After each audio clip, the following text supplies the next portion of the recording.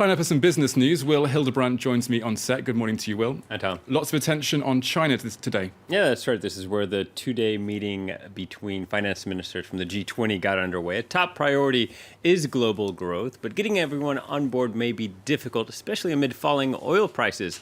So the OECD says prospects are cloudy this year, as does the International Monetary Fund. One reason? Well, the country hosting the G20, China, the world's second largest economy, is under pressure to find sustainable growth and implement structural reforms.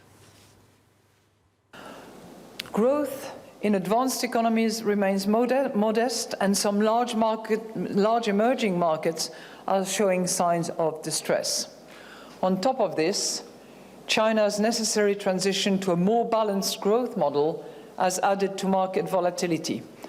And all of this has unsettled financial markets, which in turn depresses consumer and investors' sentiment. So more of China sneezes and the world catches a cold. But to remedy this, earlier China's central bank delivered an important message, hoping to calm market jitters over the country's slowing economy and its management of the yuan. Earlier, I asked our correspondent Ben Lung in Beijing what the People's Bank of China was trying to say. There will always be a joint communique, but analysts don't reckon they will amount to a great deal because the expectations are pretty low on what can be achieved in this particular meeting, two-day meeting, as you say, in Shanghai. In terms of the Chinese economy, the path ahead is still going to be very tough. The IMF chief, Christine Lagarde, we heard earlier, talking about the restructuring. That's going pretty painful in terms of manufacturing to service industry. Changing the economy for 1.35 billion people is not going to be easy. But she also mentioned the vulnerabilities facing the world economy in the next year. Not just China, but also slow growth in the emerging markets, but also oil prices coming down and possible war in Syria with Saudis and Turks, possible invasion there. So there are lots of hurdles ahead. China is just one of them.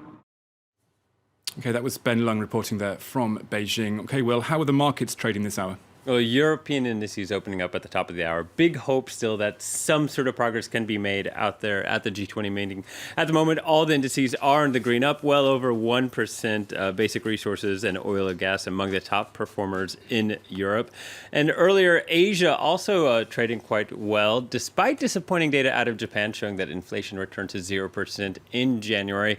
All indices in Asia in the green as well. But in the event, an even likelihood that the G20 fails to deliver a coordinated policy to tackle global growth concerns, we won't see any real market reaction until Monday after this meeting is over, and that could be quite messy indeed.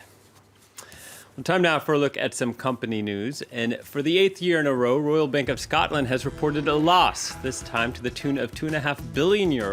The bank, which is 73% government-owned, set aside several billion for restructuring. And once these costs, along with litigation charges, are stripped out, RBS did record an underlying profit of €5.5 billion. Arriva has reported a loss of €2 billion, impairment charges largely to blame. The firm is in the middle of a massive restructuring push, including 6,000 job cuts. Arriva has been plunged into crisis by the downturn in the nuclear industry following the 2011 Fukushima disaster and difficulties with some of its projects. Another bad day for Australia's biggest supermarket chain. Woolworths shares were down earlier more than 10%. This a day after it reported half-year profits fell 33%. It was the firm's first loss since it was listed in 1993. Okay, we end this business bulletin with a bit of sociological research from, of all places, Tinder. Yeah, that's right, Tom. Hardcore analysis here, really. And what they're looking at is the dating app where you swipe to the left if you don't like what you see, you swipe to the right if you do. Tinder released data about what are the most right-swiped jobs. Men, pilot, founder, firefighter, doctor, TV, radio personality, so that plays well for us. Women, physical therapist, interior designer. In short, women want men with wings, and men want women who are fit. So maybe no surprise. But I can't see handsome male TV presenters on that list there. Where do we feature? We have to wait a little bit.